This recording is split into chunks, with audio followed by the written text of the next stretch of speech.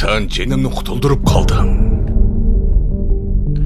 Meni palakam o'limning siyankasidan qo'g'dab qolding. Toki oxirgi tiniqimizgacha ikkimizning taqdiri bir yipqa bog'landi.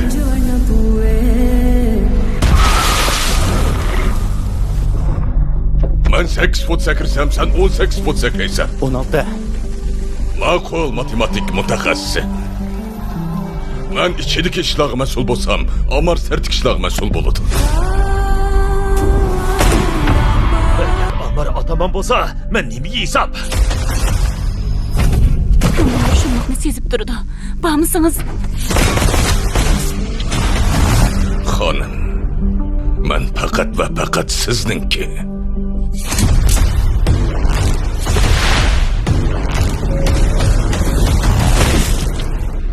Huquqni talab qilmaymiz. Aksicha so'rab olamiz.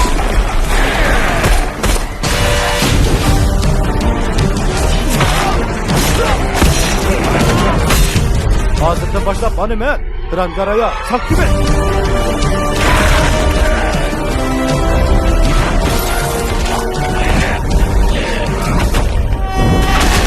Uzun izchil men bilan o'yin o'ynab keldi.